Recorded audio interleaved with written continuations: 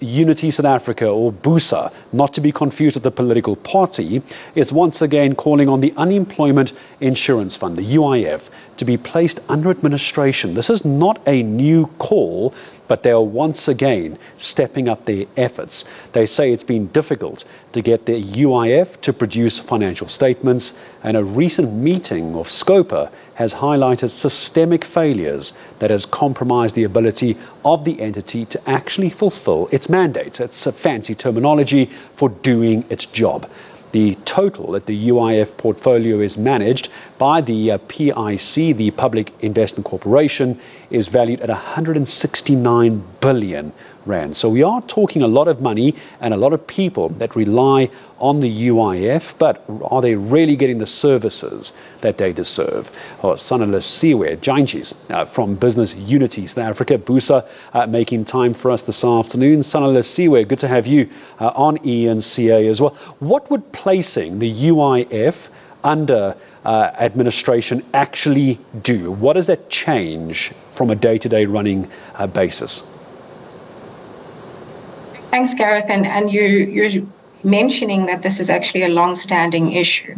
And the reason why we're calling for this administration is to bring to the fore some of the inefficiencies that are incredibly glaring. And essentially, that is what administration would do. We've got issues with data integrity, record keeping. We've got excessive delays in the processing of claims, the lack of accountability among UIF employees, which has now created a sort of pass the buck culture, which only serves to frustrate the process, and these beneficiaries that need to be serviced. As you adequately mentioned, it's the beneficiaries that need to be serviced and actually paid out. That's the mandate of the UIF.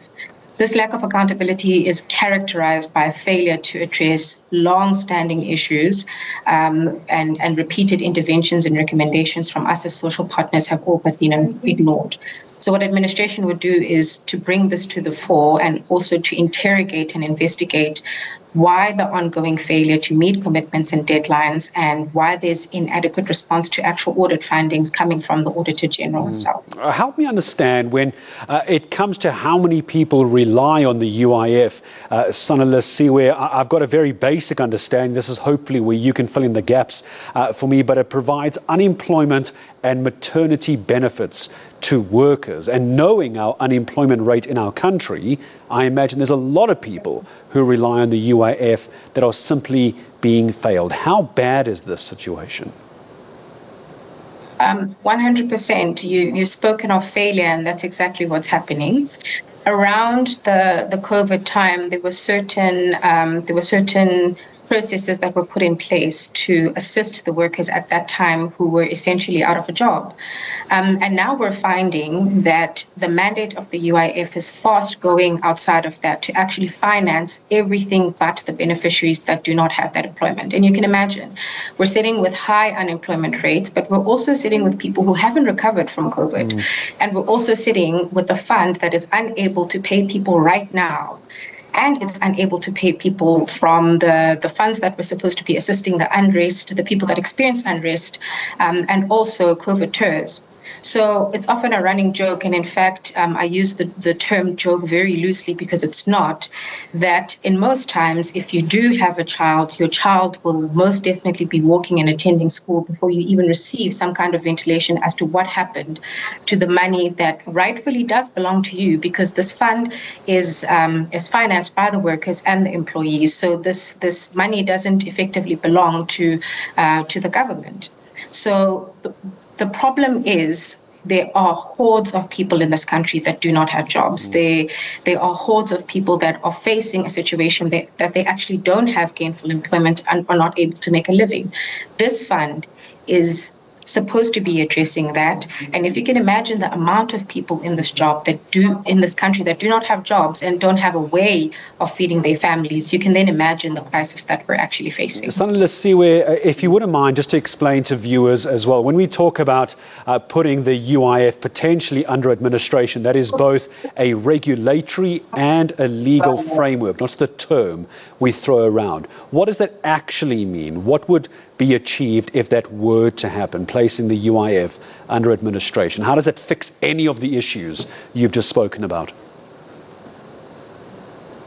So I'm going to answer that by bringing your attention to what was actually discussed at a public accounts meeting, a SCOPA meeting, by the Auditor General, who exposed significant financial mismanagement within the UIF. So you've mentioned very, very briefly in the beginning, but we're also speaking about irregular expenditure, payments that were supposed to be made have not been made, and payments made to unauthorized accounts and unresolved material irregularities, which is a massive, massive problem.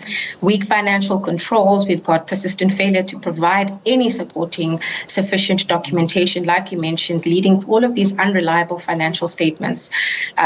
Big investment losses, and I think that probably should be the highlight of this. We've got high-risk investment strategies, which have now resulted in substantial financial losses, which means that effectively this fund is in disrepair. So these findings underscore a decade-long breakdown in financial oversight and governance within the UIF. And as you accurately mentioned, administration would make sure that, first of all, things come to a standstill, and secondly, the authorities are able to first of all have a deep dive and a look at this, and secondly, hold the individuals to account. And just the important part, I think, for those who are watching this, maybe they rely on the UIF, Sanelisiwe, maybe they know someone who relies on the UIF. What are the timelines here? Because I'm taking a look at just some headlines. This is a story that has been ongoing since, what, late 2022, early 2023. Now we're almost halfway through 2025. There doesn't seem to be a timeline that I can work towards here. Do you have one? Are you demanding one? Of course. I mean, we have been for the past 4 years, as you accurately say. And we also like to focus this impact on the actual workers. And many employers and employees still have entire claims, periods outstanding, nearly 4 years overdue. And in most cases, employers have advanced employees the money due to UIF delays, which obviously creates a breakdown in governance. Employers are very eager to resolve this matter, to close out their books. And the individuals who are waiting for this money are facing anything from a couple of days to a couple of years waiting for the money that's due to them. Also, just to paint a picture, some employees that have COVID-19 TERS, C19 monies that are outstanding are also frustrated with the UIF. And their employers also frustrated with the continued delays in receiving what they're entitled to.